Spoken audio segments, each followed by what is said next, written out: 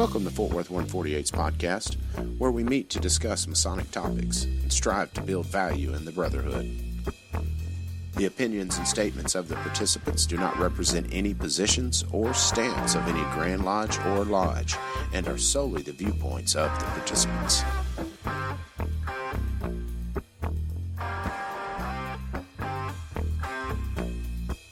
Welcome back to the podcast, brothers. This is Rhit Moore, past master of Fort Worth 148.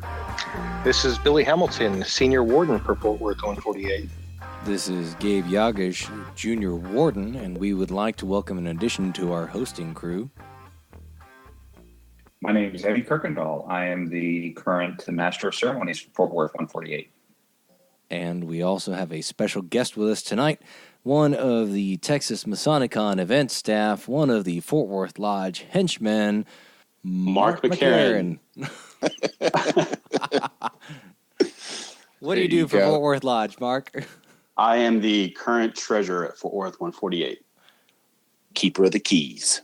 The money man. The money man. Which, did y'all notice how smooth my entry was there? No mess up for secretary or anything. It's like I've been doing it that way forever. Can't have that. I'm going to put you back in the office. Yeah, David Bindle gave me a little bit of a ribbon about it. He's like, yeah, I noticed you try to say it a few times. I like it. So let's introduce our new host a little bit better. Brother Evve is coming on the show to assist us in the duties of the podcast and take the conversations, I don't know, deeper, maybe. Just a little more breath. So, Evve, no pressure. Yeah, no pressure at all. So give us a rundown on your Masonic journey thus far, when you're raised, that kind of stuff. Where? Well, my Masonic journey started a couple of years ago when I was living in McKinney. I was raised in McKinney, St. John's 51. Big shout out to those guys for putting up with me. And I started there. I was having a great time there. And then my job brought me to Fort Worth. Sweet. So that leads right in the next question. Well, what drew you to 148? For Masonic lodges, we all know that the vibe of a lodge is really important. And I think that the character of 148 was something that really drew me in. It had a really diverse group of guys that had diverse interests, different backgrounds, different, lives altogether. And I knew that kind of when I sat down and stated meeting for the first time, that it was going to be a good fit for me. Sweet. Well, obviously you have fit in well. I mean, you're on the show, man. That's a somewhat of a tip of the hat, I guess. So I've definitely appreciated it. It's been fun being an active member of 148. I mean, it's lots of opportunities to make a difference, and that's really what's been the biggest driving force for me so far.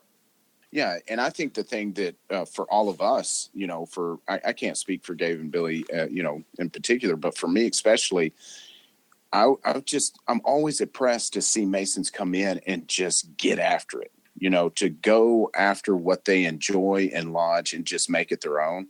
And I mean, you came in with the afterburners on because so many guys come to Lodge and they're just like waiting. It seems like they're waiting for somebody to tell them what to do, or they act like they don't know where help is needed kind of thing. And then there's guys that just come in and start filling holes. The biggest example that I feel that we see is not even so much that they're waiting to be told what to do or find an opportunity. It feels like a lot of Masons are waiting for something to happen. Anything. Just something. Because nothing's been happening, And they're waiting for just some sort of thing to happen. Well, on the way home, actually, from the temple today, I was talking to my son, and we were talking about how many Masons, are who they receive the degrees and they go home and you almost never see them in Lodge again. And then you have some who show up and sit on the sides. And I'm like, that's nice. And, I'm happy for their contribution in terms of dues money, but I would much rather that they actually participated. The participation, I think, is what is really missing there. And I know, Evve, I'm thankful for your participation in Lodge all the time. You're one of those guys who stands up and does what needs to be done.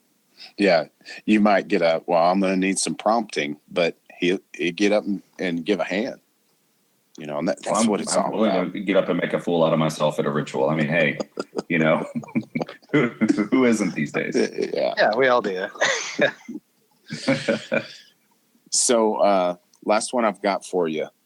I wanted to ask you which category you fall in as far as, ranked on your Masonic value list. You've got the esoteric and philosophical Mason, the ritualist, the historical Mason, the charitable activities, or the fellowship/social aspect. What would you say your top?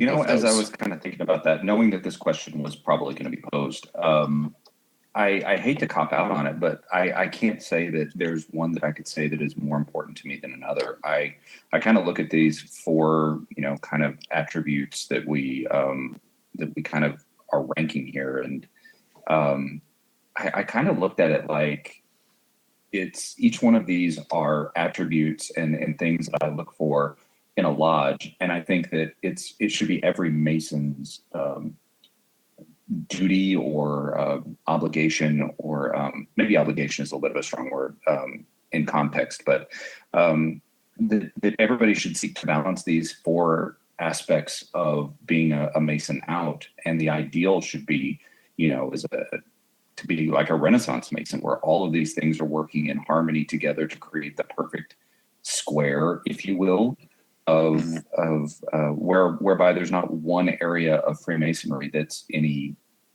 bigger or greater in your life than another. If I'm being less get out of the question kind of a behavior here, I would say that most of the reason that I became part of Freemasonry to begin with had a lot to do with the esoteric philosophy side of things. I was interested in it in Masonry whenever I was younger, in my 20s, in the Air Force. Some guys that I knew, and I was really interested in that at that time. But because of the lifestyle of someone who's active duty military, the financial obligations, the time obligations, it just wasn't the right time for me in my early 20s. So future being, kind of zipping along, I was dealing with some health issues, specifically PTSD from the time that I was in the military. And my doctor told me as part of my treatment plan that she wanted me to go out and do things that I'd always wanted to do and that I was challenged by. And being social was something that I was extremely challenged by. I'm not going to lie. It's a very isolating condition. So I went out and remember, I'd always wanted to be a Mason.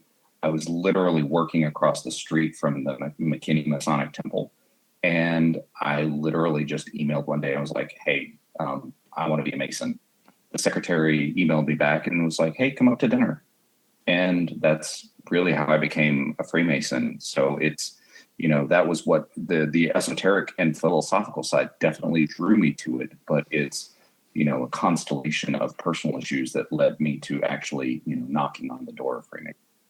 Yeah. No, I like that answer. I was going to gig you for copping out, but I like it because you're right. I do believe that a good lodge is going to have a little bit of each of those aspects. A lodge that's just purely ritualist, it doesn't seem like that's going to last far into the future. It might be good for 10 or 20 years, but eventually you're going to run out of ritualists. They're not that plentiful. Right. Well, and I think every aspect, if you're really a Freemason, I mean, if you're into, being a Freemason, there's inherently the social and, charitable side of it. But if you're doing a ritual, you're studying the esoteric and philosophical. If you're doing ritual, you're also studying the historical side of things. So you really can't avoid being a part of any of these things. You might enjoy one a little bit more than another, but by and large, it's a fourfold kind of thing. You're in for a penny, you're in for a pound. Yeah, I never thought about it that way, that if you're studying ritual, you're actually studying history, because you're reaching back pretty far. You know, that ritual, it's pretty old. And that's one of the things that I thought was really interesting as I was thinking about this, was that is, if we think about, because I know that we're going to be talking about Texas MasoniCon here not shortly. And I think that this is one of those areas where if you are a Mason and you are interested in any of these aspects of Freemasonry, that Texas MasoniCon was a perfect representation of that. So what? That's right, boy. What? Yeah. I love it. So glad to have you on the show, and we'll baptize you by fire by getting this episode rolling. Before we do, though, I've got a quick discussion question for you, Gabe. How was officer leadership training? You went to Dallas one, right? Yes, I went to the Officer Leadership Training 201 class in Dallas, or more accurately, Garland, at Hella Shrine, and it was pretty good. I liked it a lot. There was a lot of stuff that was kind of common sense, right? It was still very valuable, especially in terms of the group workshop sessions. So for those of you who have never attended a Texas officer leadership training, they used to be called Masters and Wardens Retreats. Wardens Retreats. Or just Wardens Retreats. And they're based off of a program that came from California. Because one of our past Grand Masters visited one of these things in California, saw it, and went, oh my gosh, why aren't we doing that? And he was totally right. They give you all these problems. Each table is assigned, like a table master and a table secretary, and y'all make a decision as a table on what course of action to take with a theoretical problem that is presented to you by the committee, the Education and Service Committee. And what's neat is that a lot of the scenarios that they put you in have really happened to real lodges. And so it's your goal to figure out, hey, where do we go from here? So very worthwhile. Excellent to meet up with other guys that are passionate about leadership and being strong leaders in their lodges. So very, very good time. I enjoyed it a lot. Yeah, I think, and everybody I talk to, same way. The group activities are just magical. I mean, you get to learn the nuances of the law, with other brethren sitting around the table, because they give you plenty of time to do the activity and, rib the, each other and the law a little bit, to where it's like, oh my gosh, can you believe this? Absolutely. And you get to work through that and kind of figure out how to navigate that thing, because, man, it'll keep you out of trouble. So, Gabriel, did you bring your laptop? I did not bring my laptop. Oh, so you were not secretary. I was not secretary. It was a move that was actually not intentional. If I'd had my laptop, I would have brought it with me, because being secretary was kind of fun last year. But I accidentally destroyed my laptop by spilling water on it. So, woo, there we go. So can you dip it in rice like you can cell phones? I tried that, but no. Well, by I tried that, I mean I took the thing apart and put it under a fan. But I tried turning it on too soon, and it fried all the circuits. So. Sad also, let the record show. Rest in peace, Lappy. Let the record show that Gabe said secretary was kind of fun. So let's keep that in mind. Absolutely not. This is forbidden knowledge. So I have to admit, both times I went, I brought my laptop, which means I was secretary. And yeah, it's actually kind of cool. The only thing about it, though, is a lot of times as secretary, you are focused on putting together the plans without necessarily getting to actually do the presentation. Yeah. Oh, I got to do several of our presentations, and that was a lot of fun. I had a blast with it. No, it is a huge. I know the first. Well, no, it was this. It was the first time I took the 201 class. 6 of us went down from 148 to Corpus, and first time. Wow. Yeah.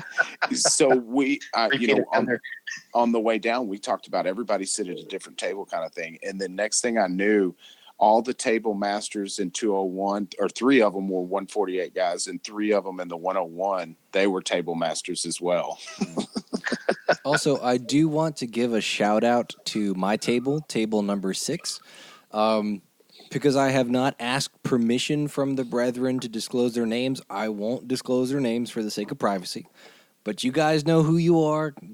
Garland OLT, table number 6. I think we kicked butt. It was great. Y'all were a lot of fun. I'm glad I got your emails. And guys, even if you're not an officer, you know, if you're thinking about it or just interested in masonry, go to one of these things. You won't regret it. If they're not full and you're a master mason, they're gonna welcome you. If your check cashes, you can go. You don't have to be a warden or an officer. Yeah, I actually regret sitting this one out. Like, I wanted to go back through a second time because there is a lot of great information there. Yep. But unfortunately, I had another commitment. Tons of good fellowship. All right, what are we going to talk about tonight, Gabe? We are going to talk about Texas MasoniCon 2019 and how it went. The event autopsy. Yeah, the juices are just now settling from all that. Man, that was a great time. Oh, man. I had a blast. Well, I know plenty of brothers out there who've been talking about all the speakers that we had still rumbling around in their brains, cooking on the information and the great education that was presented by all the presenters. I don't think anyone has had anything but great things to say about every presenter we had. Right. Yeah. I haven't heard anything negative either. So Neither have I. Yeah. So it sounds like everyone was happy, right? I mean, yeah, I've heard maybe we pulled off the impossible. I've heard many say it was better than last year, and I was like, yes, that's what we were after. Absolutely. Yeah. I mean, I had a great time. Towards the beginning of it, I was busy having essentially a massive panic attack, you know, and somebody asked me, Gabe, how are you doing? And my response was, I no longer know the difference between excitement and anxiety. But it was a good time. It was a good time. And that started on Friday night for you. Oh, yeah. So we kicked the whole thing off with a Friday night festive board. We did it at Joe T. Garcia's, and kind of the way the budget worked out, I said, okay, hey, we have just enough to get everybody just enough wine to do the toasting program. And I mean, but really barely we squeaked by. And then everybody else bought their own drinks. It was just a format we were experimenting with, and we don't know yet what we'll do next year. This seemed like it worked very well. We really liked Joe T's. We will look into other venues, but Joe T's was a hit for sure. Yeah. So the food definitely was outstanding. It was so good, and there was so much of it. I know. I remember saying, "Oh yeah, like we have 46." We had like 46 people in attendance, and I said, "Okay, so we're gonna get 46 meals, obviously." Oh, that's what it was. We had 45, and I ordered one extra just in case. So I said, "Well, let's get 45 meals." And it's a combo plate number 2 or something like that, and it comes with enchiladas and chips and nachos and fajitas and all this stuff. And I very quickly realized that combo number 2 is really meant to be shared between 2 people. It was crazy. I was going, oh my God, there's so much food here. What do we do? And we eat it. But we did a toasting program. It was very fun. Some of the brethren were toasting with the Joe T's margaritas, which, for those of you who have not been to Joe T. Garcia's in Fort Worth, that is a dangerous idea. It's a fun idea, but do be advised, Joe T's makes their margaritas with Everclear. So if you have liquid poison. So if you have like 3 or 4 of their margaritas, you might be feeling really good. You might want a cab. But, I mean, it was a good time, and people really liked the toasting program. And we gave the team an opportunity to stand up and make some remarks, and the remarks were very well received, which I'm very happy about. people thought that it was really nice to interact with the team, and that it was very it was cool to have this like little intimate gathering, in this little restaurant, which, it's kind of hard to think of 45 people as an intimate gathering, but I mean, it really was compared to how many people were at the actual event. Yeah, absolutely. No, well, I have to say that that's one of my biggest regrets, is that I didn't get in early enough to get a ticket for that portion of the event. I'm kicking myself in the backside up to this point right now for not getting to go to that. Well, you'll be there next year. Right. You darn tootin' I will be. I'm going to be buying those tickets early and often. Yeah. It was a good time. And for those who don't know about Joe T's, I mean, it's a very well-known Mexican food restaurant in Fort Worth, just outside the Stockyards. Oh, and yeah. The inside of the restaurant is very small. It was originally a house, but the back patio goes on forever, and it's very nice outdoor gardens. But we were lucky enough to have a little casita that was a private room just for us. Yeah. So while it was a really, really happening kind of be seen type of place on a Friday night in Fort Worth, we had our own kind of private venue. So, dude, and how cool was it walking in all suited up with your brothers, walking past that line of people waiting for an hour, and you're just like escorted to the front. It was so great. You're just like, line was insane. And it was the when I walked in this suit, and I went kind of traditional. I went like black tie, white shirt, black suit, which has become one of my favorite outfits, honestly. And maybe it's just the Templary getting to me, but it's a real clean cut. And I walk in, I'm wearing the shades, and I go, I'm with the Freemasons. And they just like, okay, right away. They knew exactly where to take me. So, that's great. And it was just like, how often do I get to be this cheesy and get taken seriously? Like, let's do this. Yeah, and it was cool to have, we didn't have a standard festive board layout because the room, it has two different levels, and there's like a little bit of a ramp in the middle. So we couldn't set up the traditional U shape, but we had two columns of circular tables in order to fit everybody in the room. And so you had everybody in the room, and then you had your own little groups at each table. And I got to sit down with, a number of guys, one of which was Paul Rana, one of our breakout speakers, and the other one was S. Brent Morris, our keynote speaker. And it was really cool because, Brent works in the House of the Temple all day in D.C., and I'm a plumbing designer by trade. And so he and I started talking about the plumbing design of the temple and like how their storm sewer system works and stuff, because they're renovating all of that. And I'm going, I'm in a happy place right now.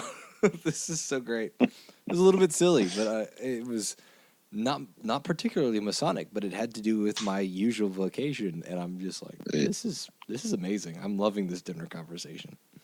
Yeah, he was a phenomenal guy to get to know. That's no doubt. Super chill. Yeah.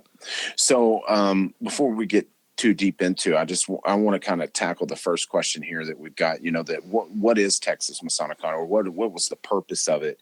And the main reason we started Texas MasoniCon was to spread Masonic education. That was our main focus. And we knew that there was going to be some fellowship involved with it. But I don't think any of us were quite ready for the amount of fellowship and the buzz that was created, because the Masonic speakers that we're able to get, I mean, they're top notch. They've spent their lives researching this information, their Masonic lives anyways. And so we knew we had a hit there, but the fellowship and the bonds and the friends that Facebook friends that become real friends, it's a unique experience that is something we really are trying to hone in on and build as well, because the Masonic education comes with those speakers, but us providing that environment for fellowship in that day. I mean, because the festive board the night before, all that added up to something that just was something guys have really been looking for. So, knowing we've touched a nerve with that, we're going to build on that. And with MasoniCon, of course, comes cost. And we may or may not have turned a profit. We're going to talk about that here in a minute this year. The first year we didn't, but we came close. And this year we had a little growth. But if we ever get to the point to where this is like a machine that makes money, it's only going to be reinvested back in itself to make it bigger and better for the next year. So it's not a fundraiser for our lodge per se. It's just an event that we hope that will fund itself and get bigger and better every year.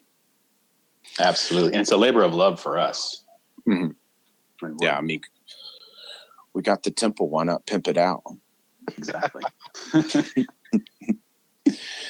So I guess, Gabe, Billy, or Mark, any of y'all could take this question. So how long did it take us to plan, or how long were we working on MasoniCon 19? I mean, we started shooting messages back and forth immediately after 2018 finished.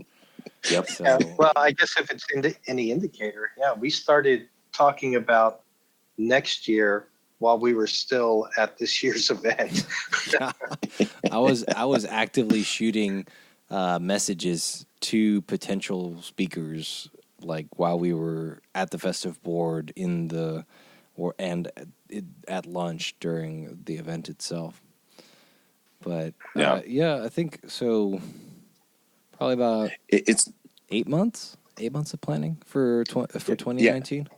Yeah, I would say we actively started, kind of late December, early January. Yeah.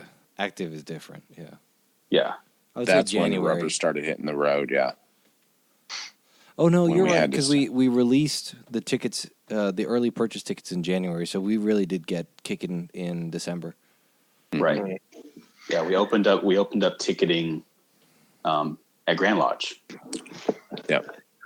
Yeah, I think there's like a little bit of a flurry of activity immediately after the event happens, to where we set our date, we make sure that the reservation for the temple is done, we change the Facebook and website to reflect a new date. And then I think we get to kind of sit back and just send out feelers every once in a while as we book our lecturers.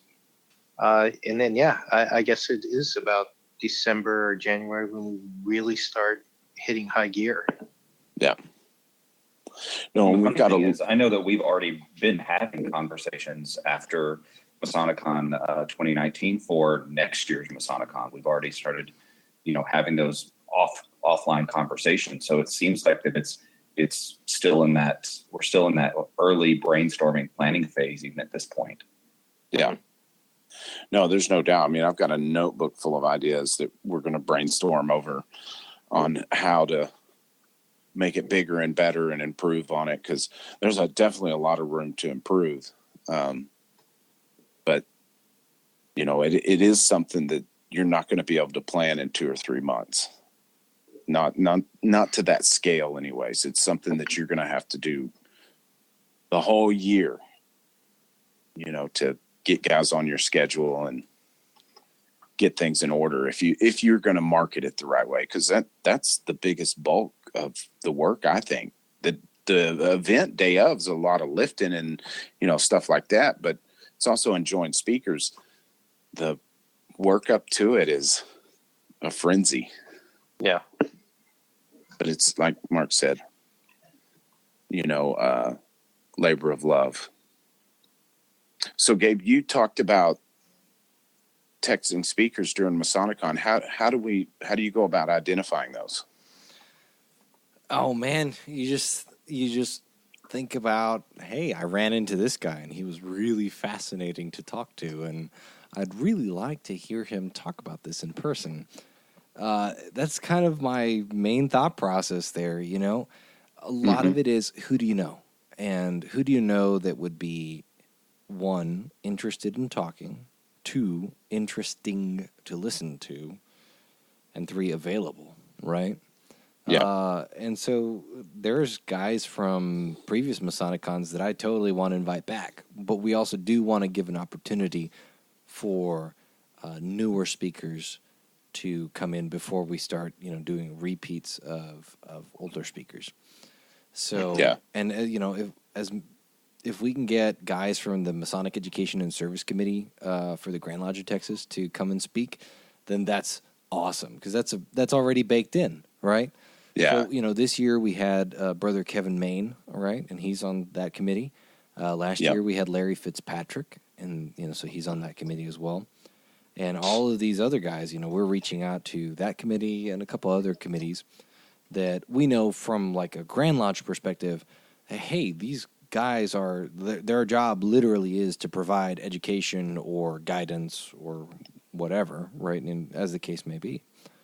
So that's an easy pool to text or reach out to or call.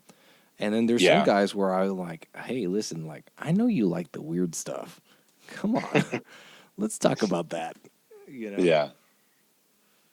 No, there's no doubt. I think you really touched on an important part of something I look for when identifying speakers is how are they to listen to?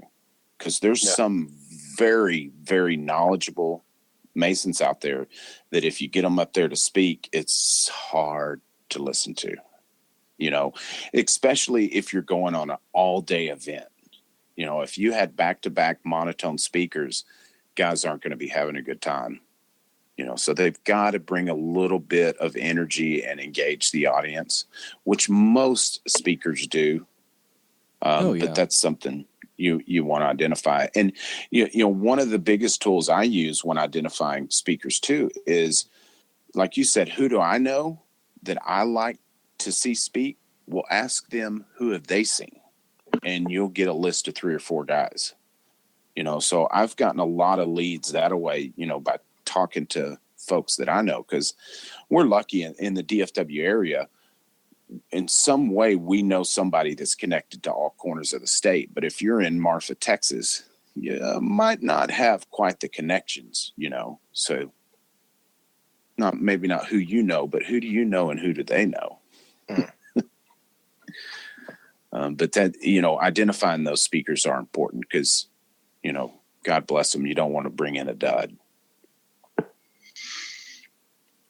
Well, I think we also have the advantage too that all of us are engaged in so many different aspects of Masonry that, like, when it comes to finding speakers outside our state, we usually have a fair number of connections to get, the really intriguing ones over, to come and talk to us.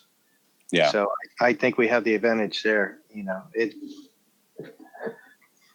There's no doubt. And if you go something big like this too, because when we're planning this, we can't bring in all speakers from out of state because that adds to the budget very quickly to fly people in.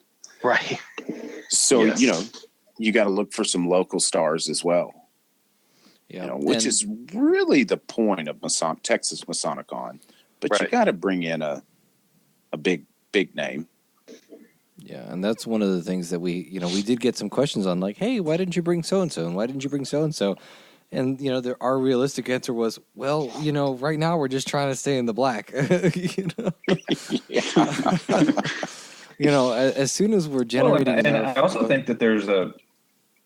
Go ahead, Gabe. I'm sorry. No, go for it. Well, I was just going to say that one of the big things about Texas MasoniCon is that Texas is a big state, and there is so many resources here for, Masonic luminaries in our own state and in our own backyard that I think that it's really problematic to say, oh yeah, we need to reach out of state for so many people. I mean, it's great to have 1 or 2 people from, other states and other Masonic jurisdictions to come in and give us a great deal of expertise. But, Texas MasoniCon it's about, I think it should be about Texas, and it should be about the great thinkers and the great Masons that we have here in our state available to us at a moment's notice.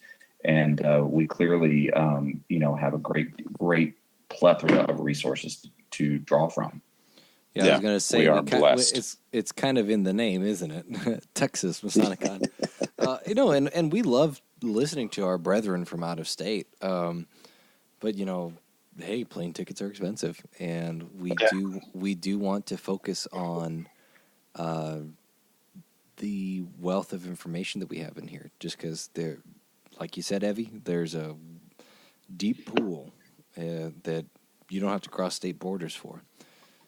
Yeah, and when we have the budget we'll have on MasoniCon 10, Texas MasoniCon 10, then maybe we'll fly in a few others. Yeah, exactly. Well, and I think we can reasonably say, hey, from year to year, we'll have enough money to fly in one or two out-of-state guys, right?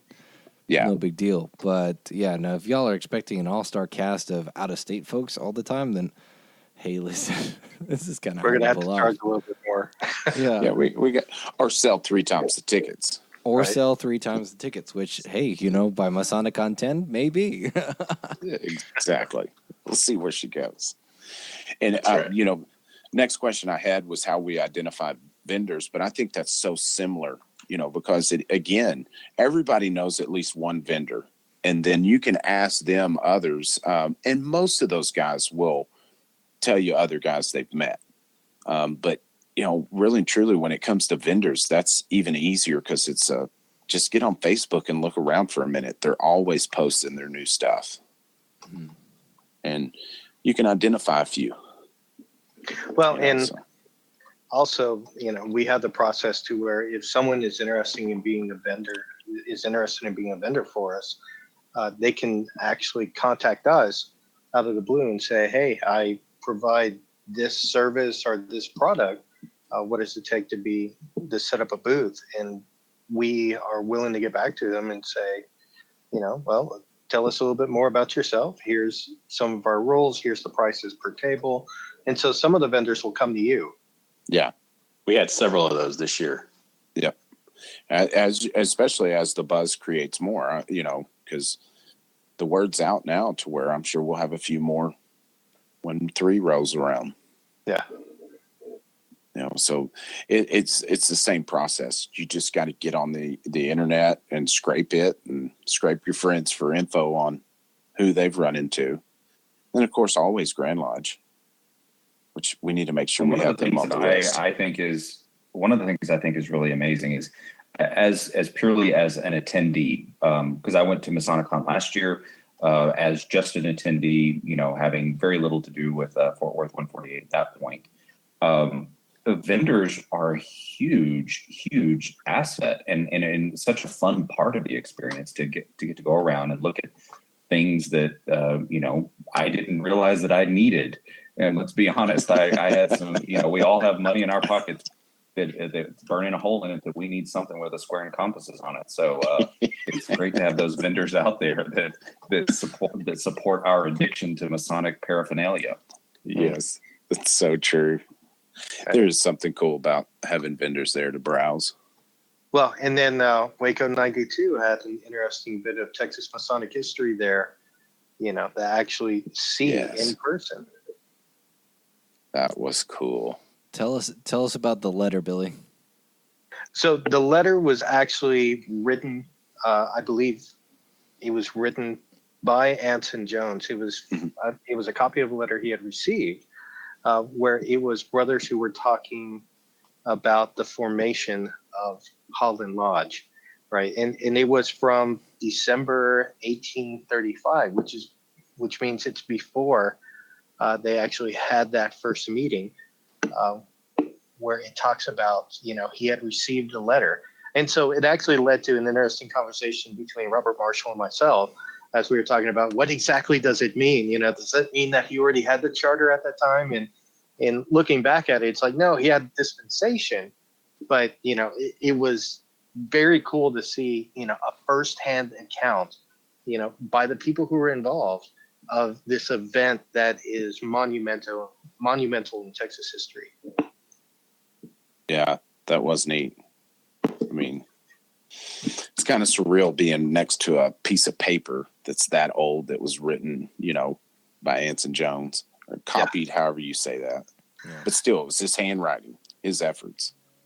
Yeah, and it's crazy actually too to think about it, that people when they receive letters, they would actually copy letters to keep it for posterity. So I mean, it makes sense, but you don't think about it, but it makes sense, Yeah. I mean, how many of us aren't, we can't Control C, Control V to save, an email that we received. Yep. No, and I mean, it was great to see all the vendors there. Hey, I bought 2 bags of coffee from Waco 92, so Yes. I've been working on the bags since then. It's good stuff. So Good old busy brew. Yeah. So if the event itself is the brain of the whole thing, I think the heart of the event is the marketing. Let's chat about that. How do we market this event? How do you market this event? Post often and post well,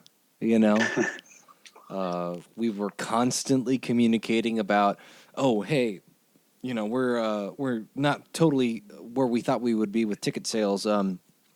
Let's plan, okay, day 1, let's post this. Day 2, nothing. Day 3, let's post that. Day 4, let's post that. Day 5, nothing. Day 6, let's post this, and then make a post in the evening. I mean, we were scheduling stuff out. We were saying, even if it's just a picture of a table with a glass of wine on it for the festive board, or a picture of an owl, or if it was a graphic that we put together, the planning team was just constantly communicating, just saying, okay, when do we post this? How many graphics do we have in stock that we can kind of keep as a backup, that kind of thing. Oh, even when it came to talking about the speakers that we had lined up, it's like we knew, but it's like, okay, let's roll this out over 6 weeks. We'll talk about 1 speaker per week, try to help build up the hype on Facebook and the webpage. Yeah, because there's a fine line of, there you go, of over posting to under posting, and you got to walk that line, because you don't want to overdo it, and you certainly don't want to underdo it. Right. Yeah. You don't want people to say, oh, MasoniCon again. Exactly. Yeah. You got to keep it fresh and good stuff coming out. I mean, Gabe was spitting out graphics left and right that were just awesome, unique to each other, but still kind of tied together with color scheme or font or whatever it may be, to where you knew it was MasoniCon stuff, to where we had a good flow of, good marketing stuff. And then we discovered green screen, and I had some fun with that. So you just got to keep that fresh when you're marketing. Yeah, I think one of the things that I thought was. Oh, go for it. I was just going to say that one of the things that I saw from talking to some of the brothers at the actual event was the way in which word of mouth played such a big role in. While it wasn't part of our necessarily planned marketing strategy, it was definitely a factor in the brethren that showed up, and how much the energy from last year played into the energy that spilled over into the attendees this year. Absolutely. Yeah, I agree with that. Yeah, and word of mouth is something that's very hard to predict. It's very hard to control, and that's why your event execution itself is some of the best marketing you can possibly ever have, right? Because if your event execution is amazing, then your word of mouth advertising is probably going to be really good, Well, after I've spent over 2 decades in customer support and customer service. And so your execution has to be good, because for every person you have who doesn't like it, they're going to tell everybody they can get their hands on. But for every person you have who likes it, they may tell 2 or 3 people at the most. So you have to provide such an experience on the positive side that it overcomes that difference, right? Yep. In between positive word of mouth and negative word of mouth. And on that point, I mean, you think about if you read online reviews about a product on Amazon or a restaurant review on Yelp, we don't really, at least me personally, I scroll to the bad reviews first to see what they're complaining about. Yeah. It's like, okay, good review. Okay, well, what is there bad to say? Yeah. So that's why the more word of mouth that we can have in the positive light, it can absolutely, overpower the few and far between negative reviews. Yeah. And thankfully, we haven't had any yet. Exactly. No, we've had some. Well, I also think that we've been really good about listening back. I mean, whenever they give us something constructive, we've been really good. It gets talked about, and when people bring up those things, it doesn't fall on deaf ears. Yeah. I think the biggest examples of that were a later start time and a longer lunch break. Last year, we did registration at 7 a.m., and we started at 8 a.m. God help us all. And we had a 1-hour lunch break. And then this year, based off of feedback that we received from attendees, we had an 8 a.m. registration, a 9 a.m. start, and an hour and a half lunch. And people really liked that. It was great, Some feedback that we've gotten this year is that buying festive board tickets was a little bit complicated. Another bit of feedback that we got was that buying vendor tickets was kind of complicated, right? And these aren't bad things. We worked with people to make these opportunities happen, right? If somebody said, hey, I'm having trouble buying this ticket, and they reached out to us, because there were people that didn't reach out to us that we were not able to help because we didn't know. But everybody that reached out to us and said, hey, I'm having trouble registering for this or registering for that, we helped them and we made it work, at least to my knowledge. And so, I think I'm happy with the way we handled it. I know that we can improve. It's not a bad thing. Absolutely. Right. No. Yeah, we are definitely we are definitely responsive, because we had a comment like at the festive board, it's like, we'll take care of that tomorrow. And it was done. Yep. Yeah. No doubt. We love the, constructive criticism for sure. Yeah. And it's, it's still a learning curve for sure. I think because this is only year 2, and I don't think that any of us have really ever done this kind of thing specifically. All of us have some event planning experience. All of us have some vendor outreach experience. All of us have some fundraising experience, which, this is not a fundraiser, but your skills in marketing it, are helpful. But none of us on the team have ever done an educational conference. So this has been a really wild and very fun ride. Yeah. So, Mark, take us through the ticket sales platform and price marketing. Kind of a quick rundown on the first year compared to the second year where we made changes and tweaked that. Sure.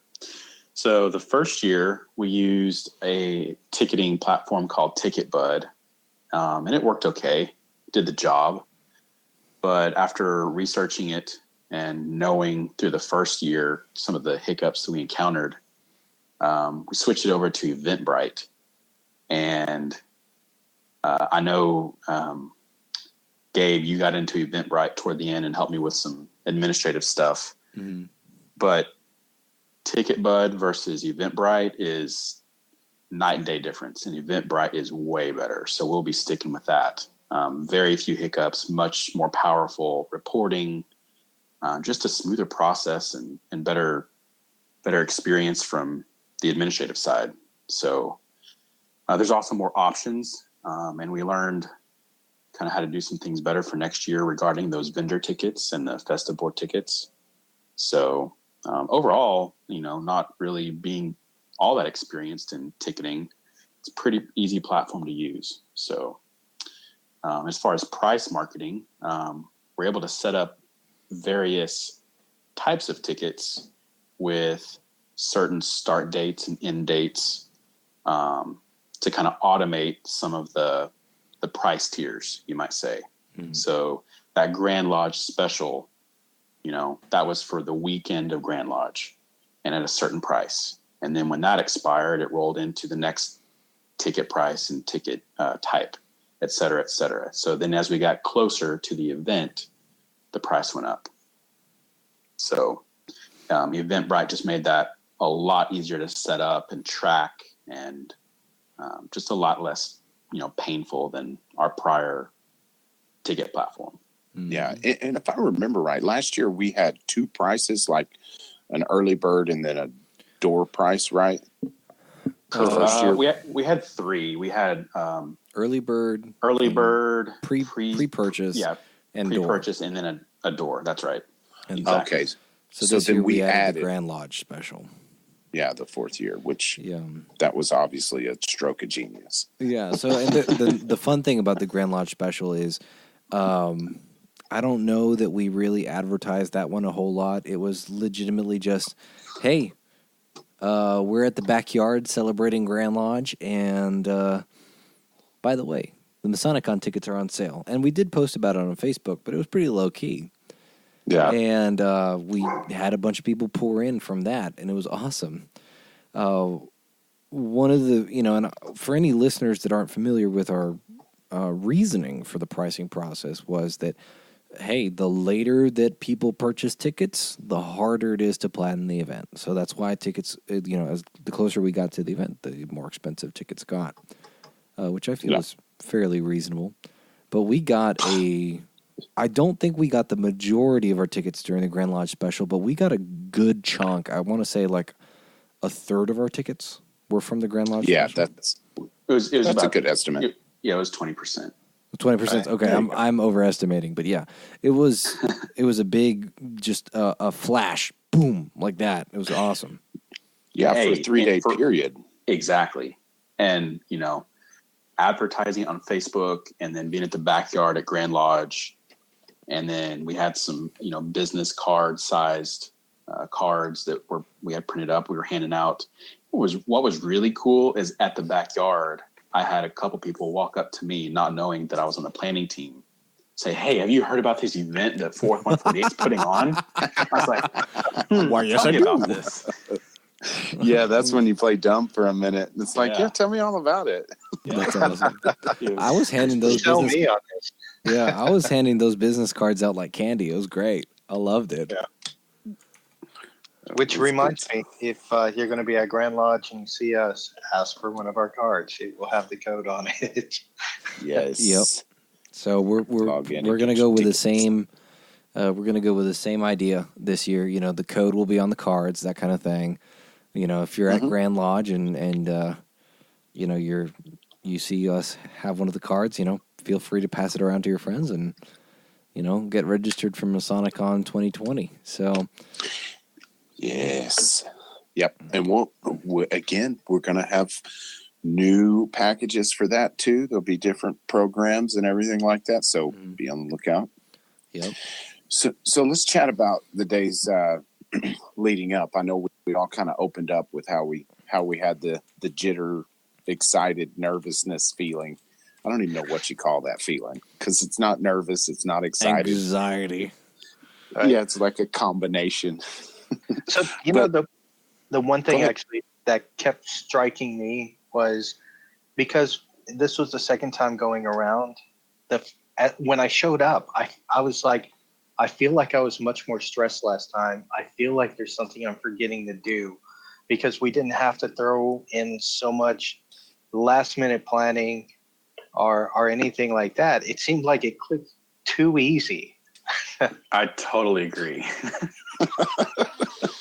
We learned a lot that first year, because I didn't see but one breakout speaker in the keynotes last year. I saw every breakout in the keynote this year. I saw every one of them. Yeah, it was awesome. And we didn't have to do so much last minute, like, oh, hey, we need you in this room. Mm-hmm. Yep, we definitely learned a lot. But there's always Go ahead. One thing that helped with that too is just having a later start time, so we didn't have nearly as many late arrivals checking in. So, I was manning the check-in table, and so I only missed the first breakout session, and then saw the rest of them with you guys. So it was awesome. Yeah, and that late start time definitely was the way to go. In more ways than one. Yeah, we partied too late on Friday night.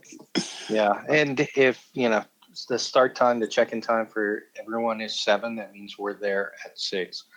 Yeah. Yeah, no doubt. But speaking of last minute, there's always hiccups.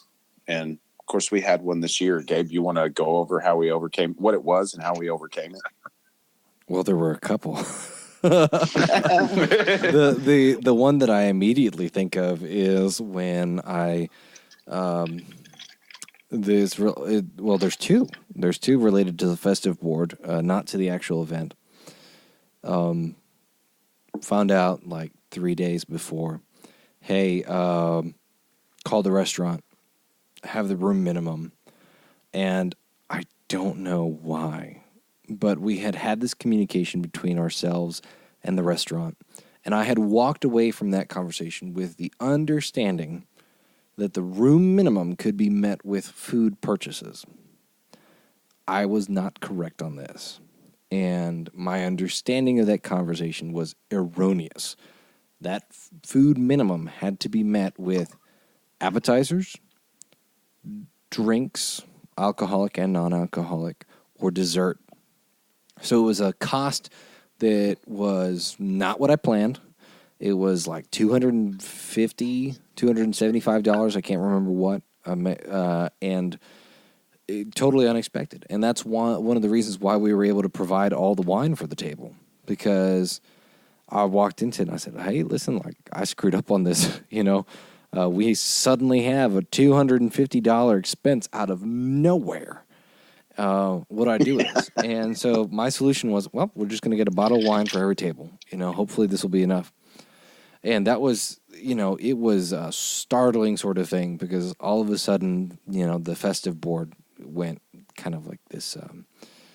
It became this kind of unknown factor. Is this going to sink us financially? And then you could feel Gabe's anxiety through the text message. I still remember that day.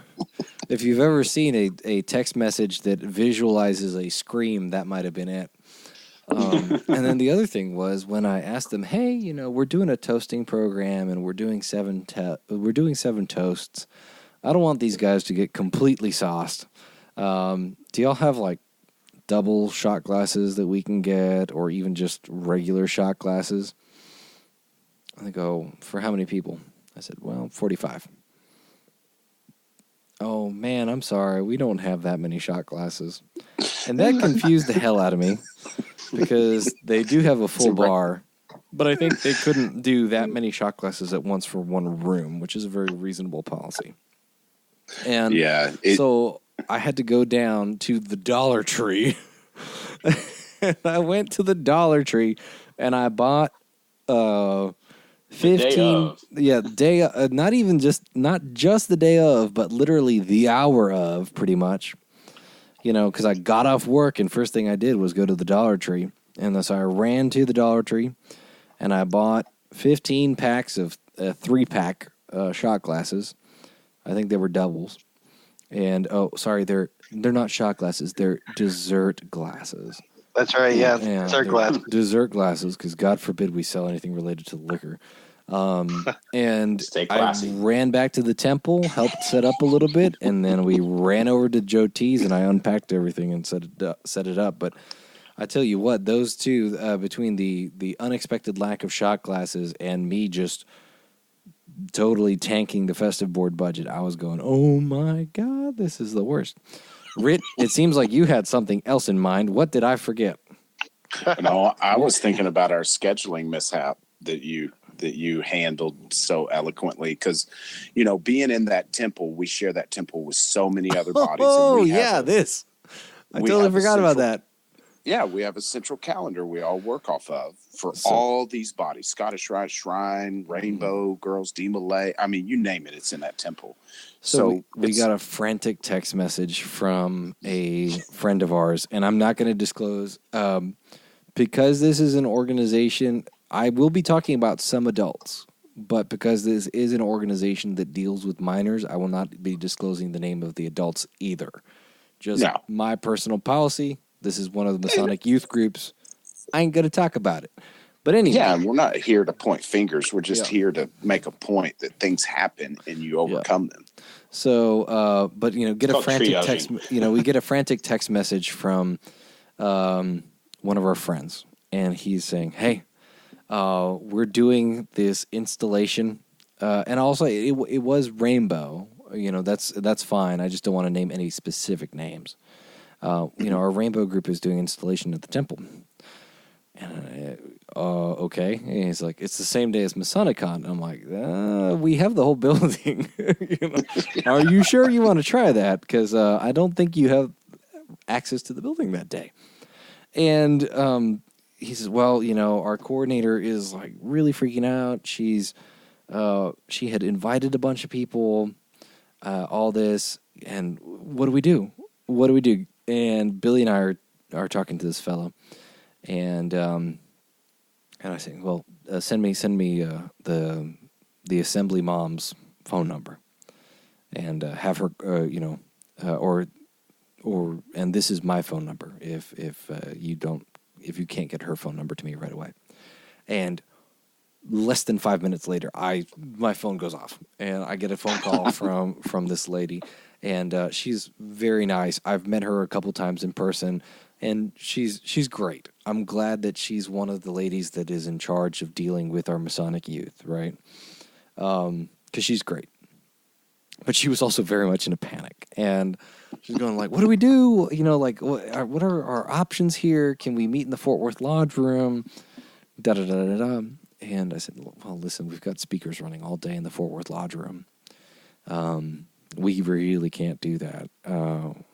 And what about the commander room? Okay, yeah, we can do the commander room, but y'all are gonna have to get out of there by 1 p.m. And I had suggested pushing back the installation until 5 p.m. or so if it was going to be in the Fort Worth Lodge room. But people had bought plane tickets and everything, so I said, okay, no, this is fine. Y'all are going to be okay in the commander room. We're going to put up signs that say, don't go up here, or you can put up signs. And I think they're the ones that ended up putting up signs that said, hey, a 4th floor Rainbow Girls installation. And we got it handled within less than an hour. And this was something that was, planet crashing down kind of stuff, right? Yeah, that all was of a a sudden, showstopper. all of a sudden, the adults in charge of the Rainbow Group are panicking because they had these plans that are suddenly not going to be able to be happening. And all of a sudden, we're freaking out because we have a huge wrench thrown in the plans. And it was just a matter of finding out that, hey, this isn't really a wrench, and this isn't really a problem. We just have to approach this kind of differently. Yeah. And so it went really well. And we managed to avoid any conflict. And it was... I'm very happy with the way it turned out. But, man, that was a real surprise to get. Because we got that surprise, Wednesday before the event? Maybe. Yeah, it was close. It was close. It was less than a week before the event for sure. And I want to say it was like within the span of 2 to 3 days. Yeah. And it ended up fine. So I'm very happy about that. So... No, it is funny looking back on it because the moment you find out about it, you're like, oh, my God. What are we going to do? Well, how's this going to work? I thought you were going to exit the atmosphere. Yeah, stuff happens. But that's part of the fun of it too, right? Like it is. It wouldn't be it wouldn't be as exciting if there wasn't something that went completely sideways. Every year. And as long as it doesn't ruin the event or hurt anybody, I'm all for something going kind of sideways, right? Yeah. That's part of the fun of event planning. Well, yeah, it's like the phrase goes, right? Improvise, adapt, and overcome. So, yeah. That's it. So, day of, Mark, what was our total body count and did we grow? Body count or ticket sales? We'll cover ticket sales. That's what I meant. Yeah. Yeah. So last year we sold, in the way of pure attendee tickets, we sold 77 tickets last year. Not bad. This year we sold 100. The number. That is a 30% growth. 30% growth. Holy cow. Nice. Yep. Yeah. That's phenomenal. And keep in mind, folks, that's not including speakers, event staff, vendors, that kind of thing. That's Correct. just attendees. So we had we had like 6 speakers. We had 4 event staff. We had 1 artist. We had multiple vendors. So, I mean, how much... We ended up having, almost 120 people there, right? That's correct. Something like that, yeah. Probably in the 100 teens, 100, somewhere in there. The high 100 teens. So, I mean, rousing success, in my opinion. Super cool. No, 100 was Absolutely. the number I had in my head to get to this year. And I had an inclination we sold it, and it was sold like the night before or something, because I was kind of tracking as they come in to make name tags and things, but I wasn't for sure. That's so awesome. We hit 100. Mm-hmm. And what was interesting too is last year we had 13 of the 77 were the day of ticket sales at the door. This year we had only 2. Awesome. So really? Almost everybody came in having already purchased their ticket. Oh, very Good cool. work, brothers. So that's kind of awesome because it means our advertising is kind of reaching people. So that's cool. Yeah, and that's why we probably didn't run out of food either. Yeah. For anyone that does not know, last year when we ran MasoniCon, we had a buffet line set up, and we were I can't remember where we were catering from, but it was barbecue. It was barbecue, and we had divided it into 2 tracks just because we were getting very ambitious. And I think track B or whatever was up there, and I was one of the event coordinators that was with that group herding everyone throughout the building. And we were up there talking with one of the speakers, doing kind of like a post Q&A, right? And we say, oh yeah, we're just going to be like 5 minutes late, whatever, no big deal. And we walked in maybe about 10 minutes late. It was not terribly late, I remember. And we walk in, and there's no food at all. It's all gone. And I'm going, what's happening here? And we had to send our stewards out to run to Chicken Express and buy as much Chicken Express. Come on. Oh, it was Gus's? Yes. We had to. But we called ahead. We called ahead and we said, Gus's. How many bags or boxes of chicken can you make in 20 minutes? And they were like, what? And it was a nightmare.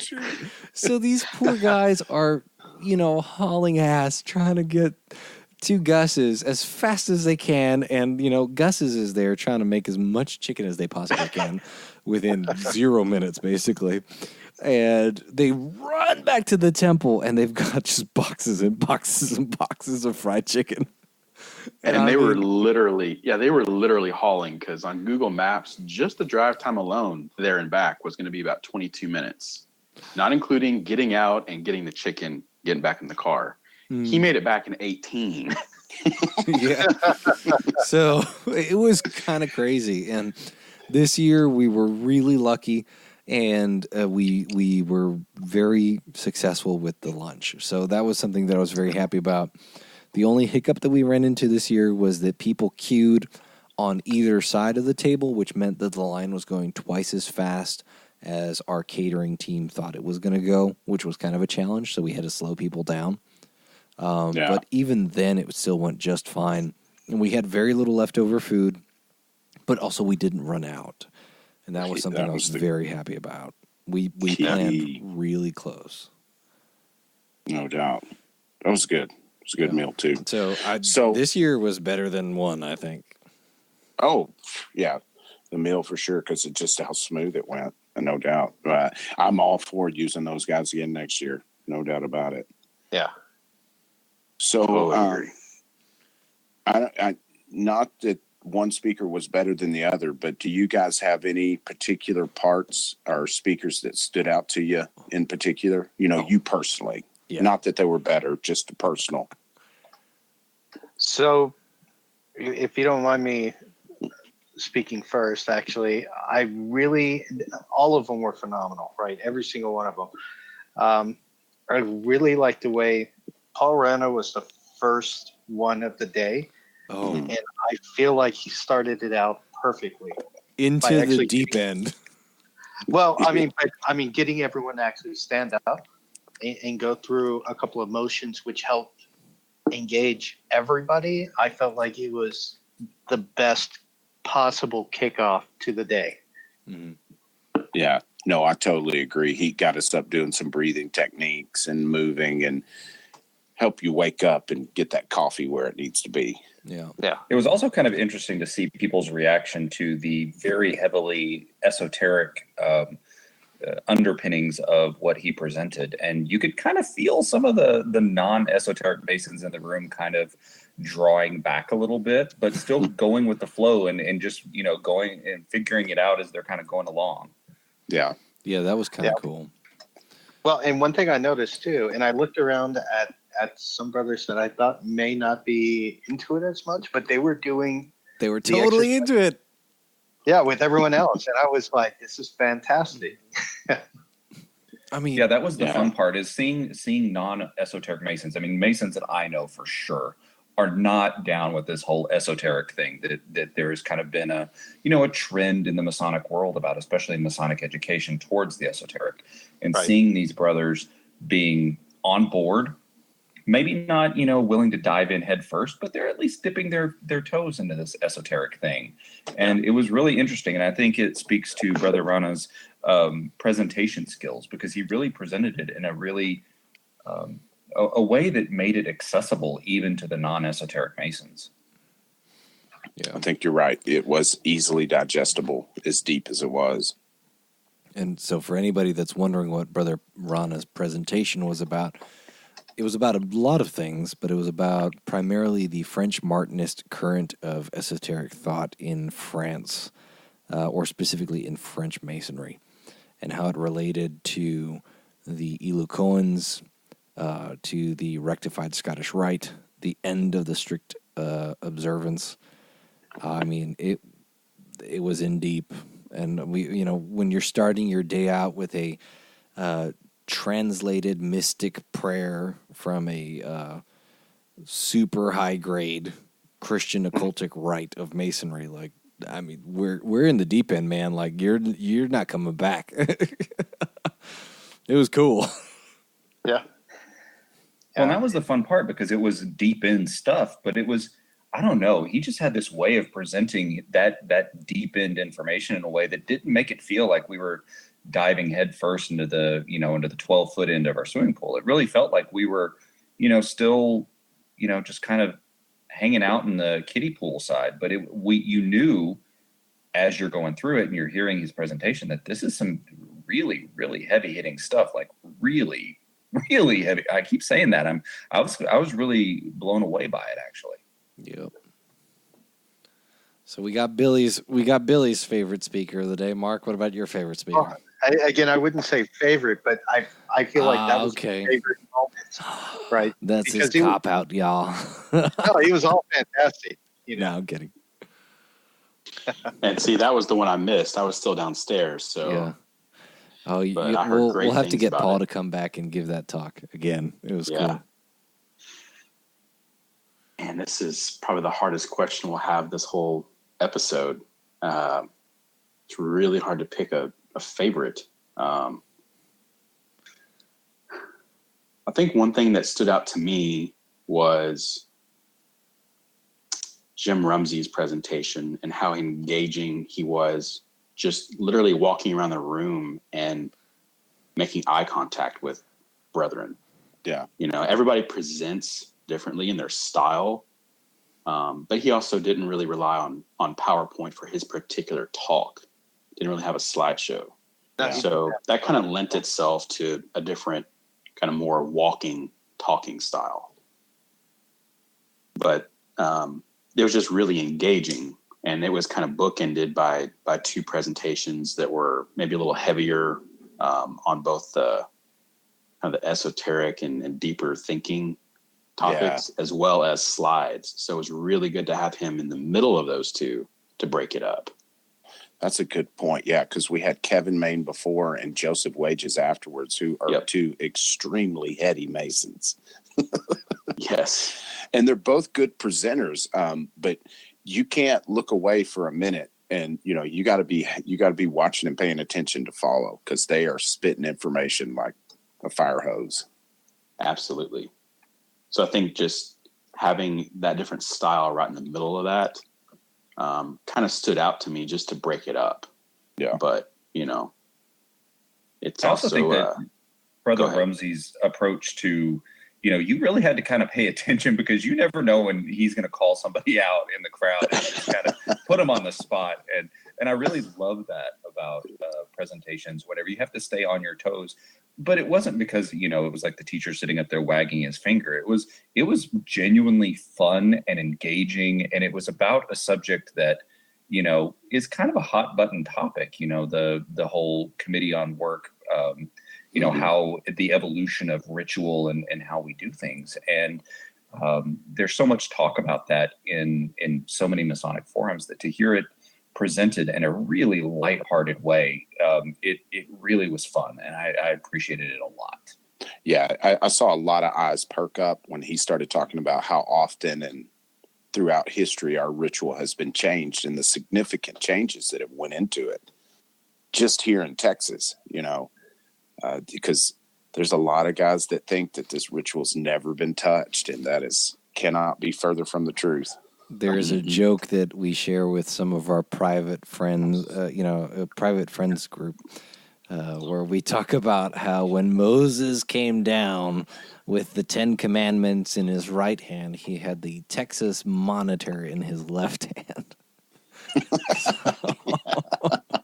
No changes. That we've shared an image, but there may be one that exists. Yeah, there may be an image of Moses with the Texas Monitor. I know there's a meme out there. Yeah. But yeah, no, Jim was incredibly engaging, and I mean, every time I've seen him give a talk on any subject, I mean, the man just knocks it out of the park. And yeah, a big part of it is just that he's really funny, right? And it's just like, hey, listen,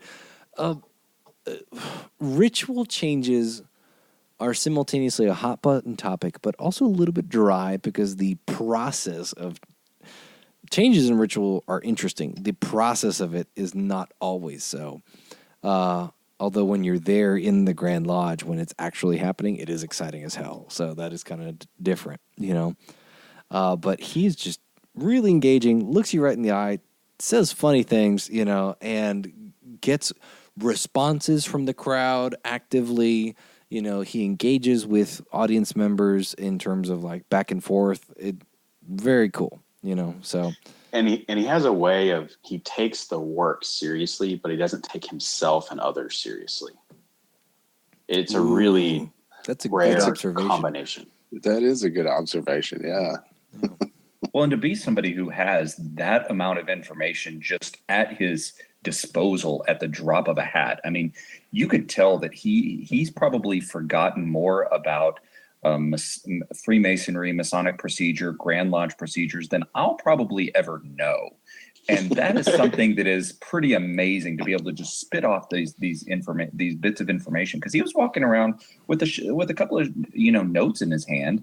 He definitely wasn't reading from a prepared speech, and to have the degree of precise information he had at his disposal, I mean, hats off. Yeah. There's a right worshipful brother by the name of Reese Harrison who you would like to talk to at some point, because he has the exact same uncanny ability to just pull knowledge from the ether, like he's got it right in his hand. It's crazy. So hey, we've got a lot of talented historians in this grand jurisdiction. It's awesome.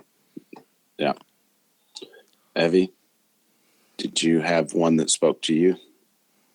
Well, I have to say, without a doubt, that the two, I can't narrow it down to one.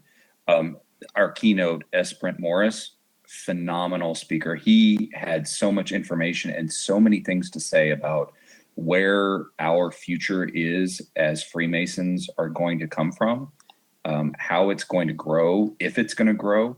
That information is just, I hope that a lot of people at Grand Lodge and a lot of people around the country get to hear him speak, because he's got his fingers on the pulse of something by looking at a lot of historical data. And I have to say that it was eye-opening, to say the least. His throughput methodology is just, it's I don't know if I could say cutting edge, because it seems like it should be something that has been around, that everyone should be looking at in Grand Lodges, and making sure that we're not leaving, brothers in the dust. And that seems to be what we're doing. Yes. According to his data. And that is, that's a shame, and shame on us for it.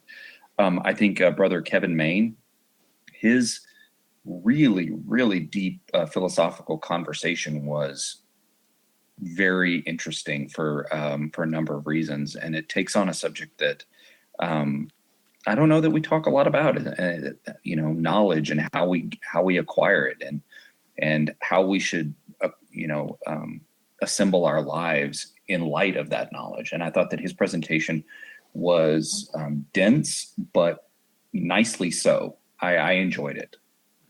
His talks always impress me because there's something practical in them. Like, Yep. A lot of guys you'll go listen to, it's like, oh man, that's some really cool information. I'm glad to know that. Kevin speaks and it's like, oh, I'm going to work on this. I'm going to start doing this different, or you just see it in a different light. And it's something you end up using almost on a daily basis. Yeah, there was something he took something that is, philosophy, existentialism. Those are big words that, you hear them and suddenly people's eyes glaze over the moment you say it.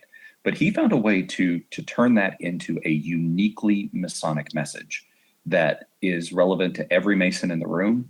And while I know that not everybody in the room was probably as entertained by the depth of how far he went into it, I think that it was, I loved it, and I guess that's really all that matters, is my opinion. Yeah. That's all that matters. You're exactly right. That was a great talk, because it was very challenging. I was sitting there, and it was challenging in the level of complexity that he was tackling on it, because while I love esoteric material and I love digging into ritual rabbit holes and stuff, and I have all this like little factoids about Masonry and stuff, and in terms of actual philosophy and stuff, I'm not particularly well read. I'm not what I would describe as a very well-read individual in general. And so most of my knowledge is acquired from talking with other brothers and then going to textbooks and stuff like that once I've talked to people and gotten kind of a verbal cue. Walking into this presentation that Kevin gave about existentialism and Masonry, I was pretty much over my head, but it was still at a rate that I could absorb. And it was also challenging a lot of my preconceptions of Freemasonry, because, he has a point. Masonry often tends to be biased towards a Neoplatonic school of thought, or an idealist school of thought, where everything else is built off of the idea of what something is, as opposed to us of the experience of what something is. So it was challenging. I liked that. That was cool.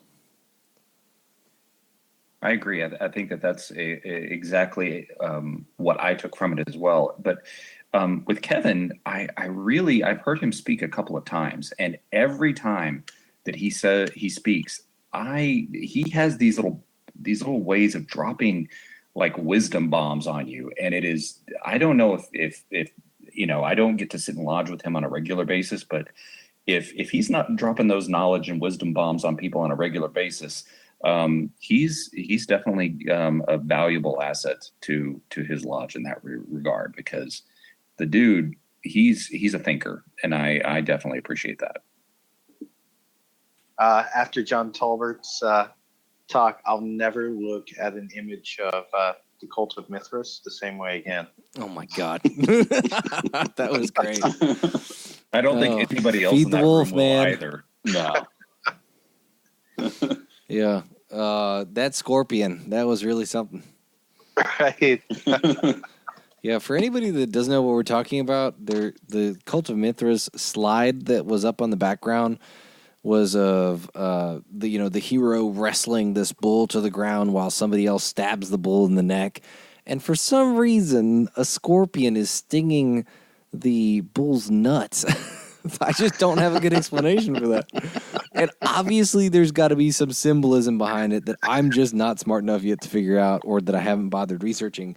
But we had a good laugh about that because we were like, look at the scorpion. I mean, we suddenly become a room of 13-year-old boys in there. Yeah. No, I mean, it was great. Making testicle jokes. I mean, how often do you get that opportunity, really? So that was great. It was very fun. Well, Rhit, who did you say was your favorite? For me, Brent Morris. I've always been into, I say always, more recently been into membership and statistics and things like that.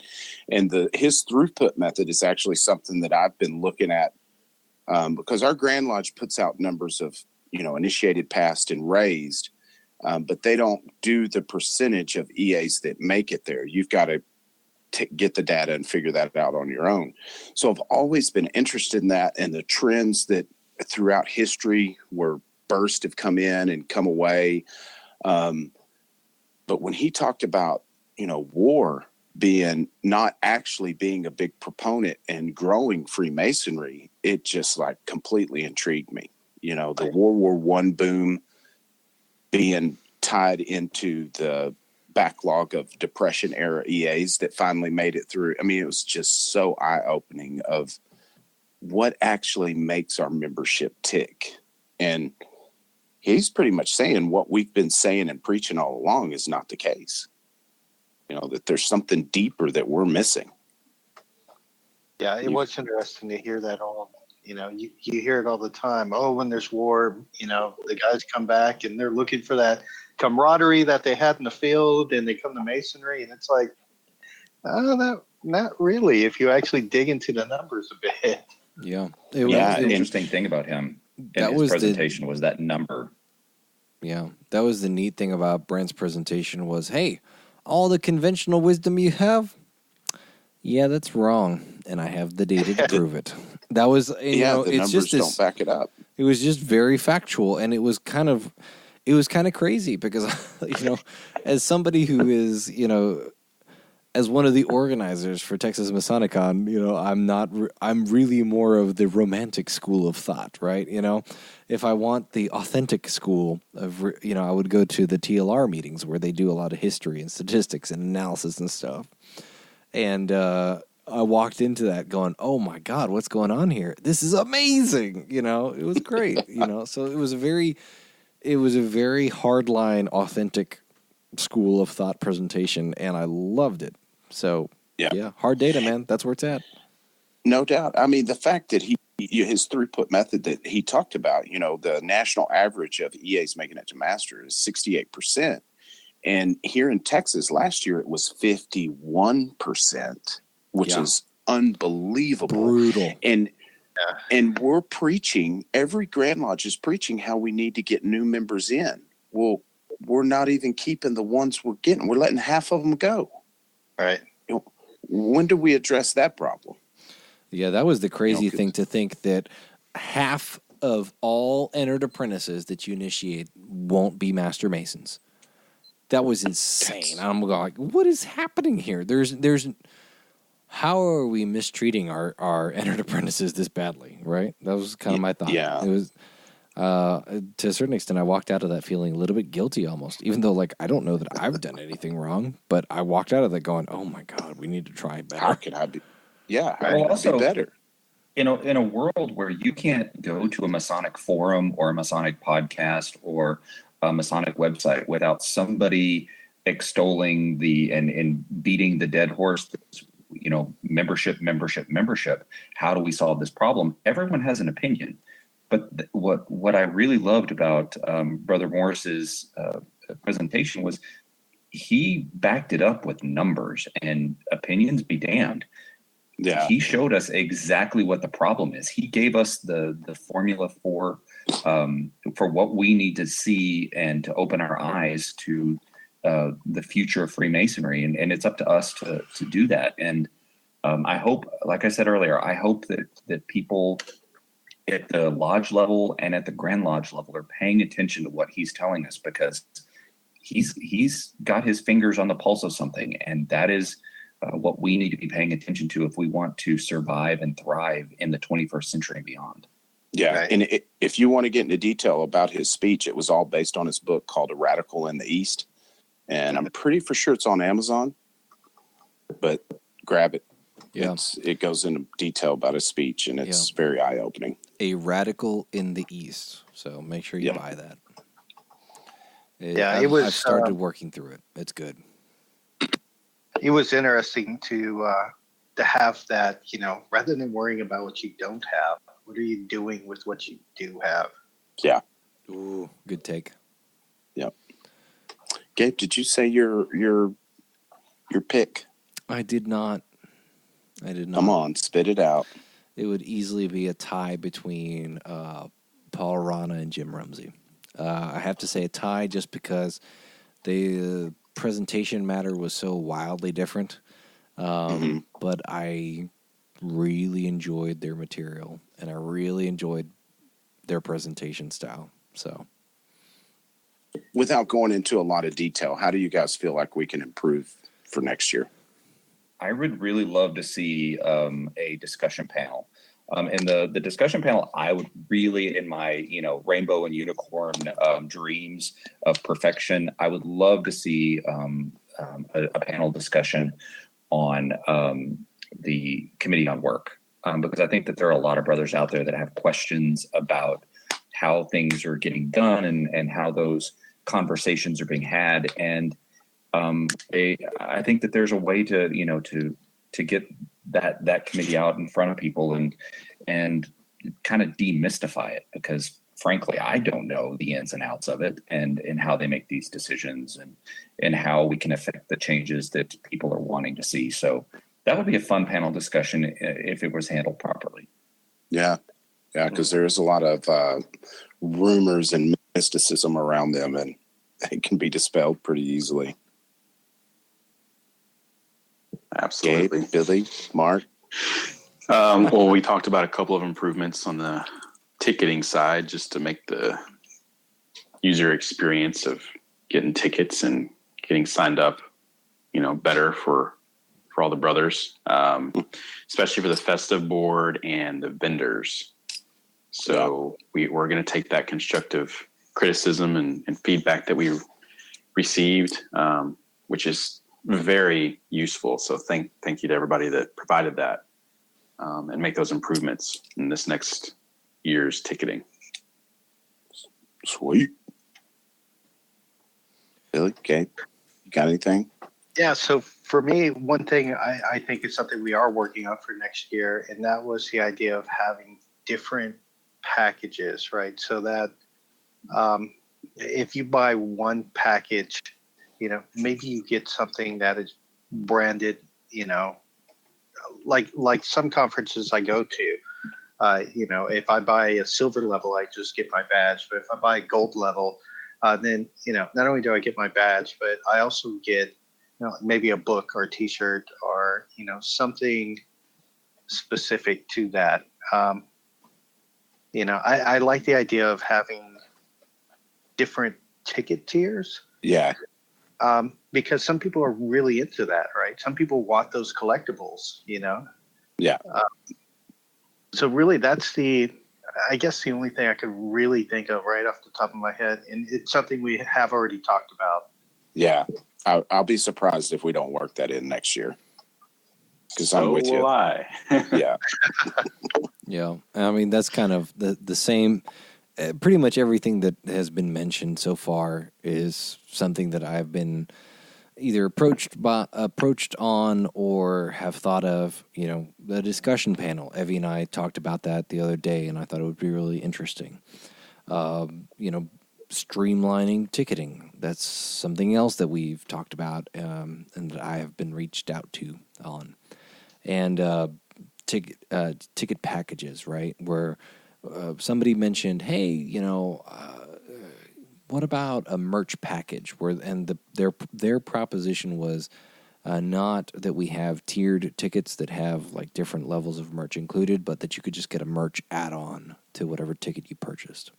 So hey, like you buy, you're still buying the Grand Lodge special or the Early Bird special or whatever, and then your add-on is like the Texas MasoniCon merch special, and it's like a T-shirt and a firing glass, right, for the festive board. Something that has been brought up repeatedly, which I am super into, is little stuffed owls for MasoniCon. Because if any of y'all haven't seen, the emblem that we use is a great horned owl inside of a square and compass. And so, this has been brought up by multiple guys, one of which is Robert Marshall. Hey, you should sell commemorative stuffed toy owls, like kind of like a Beanie Baby type thing. And I was like, I was thinking about that, and I was going, oh my God, that's amazing. Because I would buy one. I would want one. Like, it's silly, but I like it. I'm just going, oh yeah, we could have a little owl with the square and compass on it, and it would be the MasoniCon owl. For anybody that's listening, the Texas bobbleheads. We could have bobbleheads of Rhit. Masonic bobbleheads. We could have bobbleheads of Rhit specifically. Well, he's got a big enough head, right? Yeah. But he's a living bobblehead. What are you talking about? He's a living bobblehead.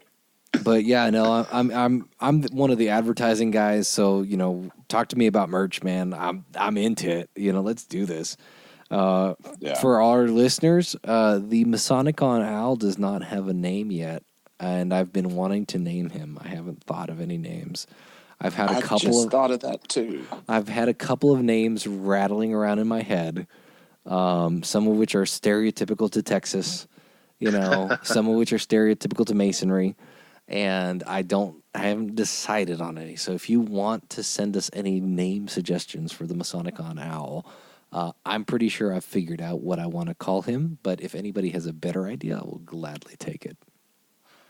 So, yeah, that's where I'm at. Advertising and merch, man. Interesting. And on that note, and a more highfalutin festive ward. Yes, absolutely. Nice.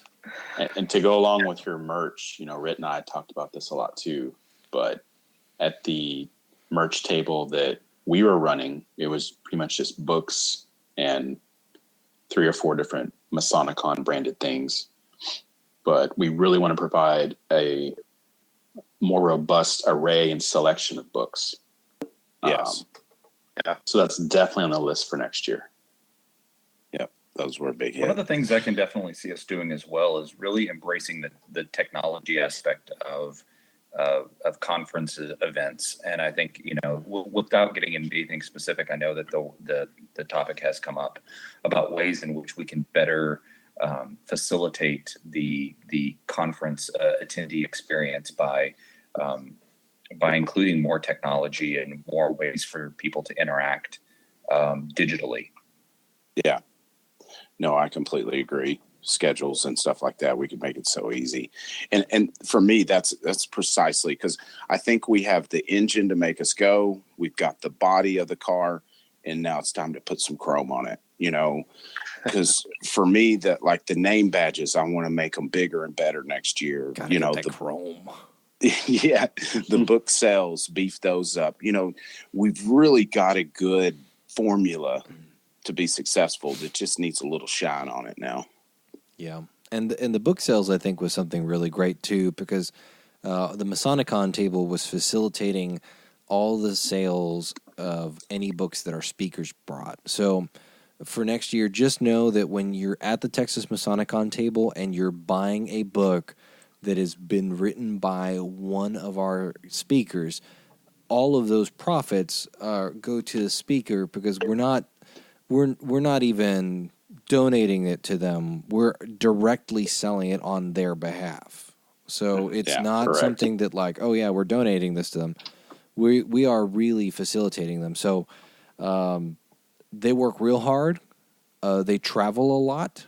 Masonry is very expensive once you become an educator and a speaker, because you're not always going to get comped for your travel, and you're going to have to buy some expensive plane tickets sometimes. And we're lucky in that we can comp our speakers for their travel, but not everybody else is. So, if you want to invite a speaker out to your lodge, just know that, try and chip in with. And if I could throw this out there as well, if a brother is out there at MasoniCon and they have the wherewithal to stand up in front of a group of 100, 120 Masons that have different perspectives, and they put together a book and they get it published, I think that we should definitely encourage people to be buying those books. And if anybody we've talked about today, I know Brother S. Brent Morris has a book. I know a couple of the other presenters have some books as well. But that was one of the things that I went and bought every one of the books that the speakers brought with them, because I think it's important that we support them and their endeavors of education.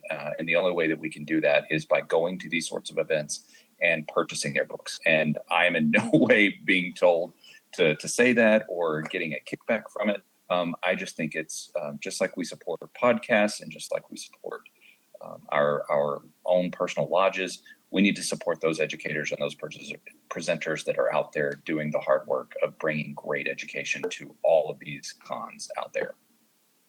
Yep. Agreed. 100%. So let's wrap this up and talk about Texas MasoniCon 2020. We've already got the date planned. July 25th. Yes, sir. That's the date of the event. The festive board will be the night before. So, of course. It's no longer just that single day. So make plans for that. And while MasoniCon, there's not really any worry about it selling out. The festive board, you got to be on your game. Yeah. There's no telling what the seating will be. Yeah, this year we have. Ask me how I know.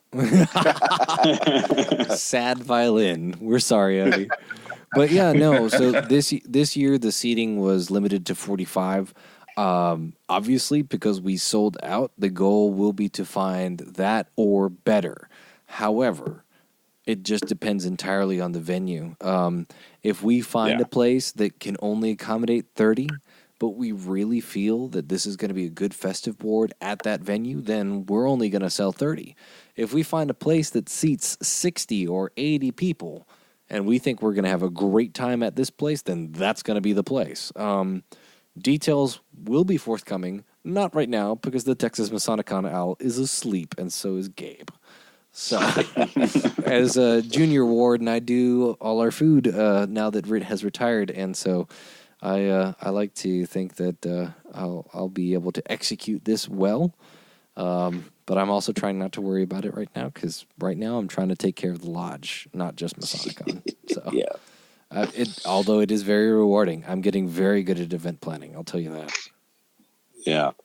So I don't have the exact date in front of me, but I know tickets are going to go on sale the same time. We're going to do the Grand Lodge special. Yep, Grand Lodge special. Are we going to do that? We're going to start them Thursday that week or Friday? No, it'll be midnight when Friday starts. Yeah. So Thursday night, Friday morning, midnight. Correct. Yeah. Correct. Gotcha. Okay. So, we'll run that through Sunday? Correct. Yeah, Sunday at 11:59 p.m. Yeah. There you go. There's your window for Grand Lodge special. After that, you get early birds. Yeah. And if you go to TexasMasonicon.com, it does say register on January 16th. So it's going to be midnight of January 16th that we're actually going to start that ticket sale. Yeah. Sweet. And just so you guys know, that is when we're going on sale. We will not start selling tickets for Texas MasoniCon before that point in time. We want to make sure that by the time that we start selling tickets for Texas MasoniCon, that we have 95% of everything set in place, right? We don't want to sell you a ticket to something that we cannot guarantee. So we won't go on sale until Grand Lodge. Good point. Yeah, I'd like to think that we're very serious about offering a very good quality product. Yeah, agreed. Absolutely. And Billy mentioned to find us at TexasMasonicCon.com. We've got a Facebook page and Instagram. Details will be pushed out there. If you get on Facebook once a month, you're going to see something we're posting, I'm sure. Yeah. More green screen. Yes, it's coming. I'm getting good at it. All right, boys, let's wrap this up. Gabe, you want me to give the quote? Sure. Okay, this quote, what is this? Quote of the bye week is what we should say. Because we don't do this weekly. So quote of the bye week is by Brother Harry S. Truman. Men make history and not the other way around. In periods where there is no leadership, society stands still. Progress occurs when courageous, skillful leaders seize the opportunity to change things for the better. I thought it's kind of fitting because we seized an opportunity here for sure. Not to toot our own horn too hard, but yeah, I think so. It's all on the backs of the brothers that attend it, because it wouldn't be anything without attendees. So, yeah, but we just right place, right time, and took advantage of it. So if we want to do closing thoughts, let's do Rhit, Billy, Evve, Mark, and then I'll close us out and then give contact info. Okay. So closing thoughts for me is that, man, I totally enjoyed the event and the speakers and everything else, but the feeling that you get after pulling something like this off and knowing so many guys enjoyed it, it was just beyond humbling and really gets you juiced up to do more.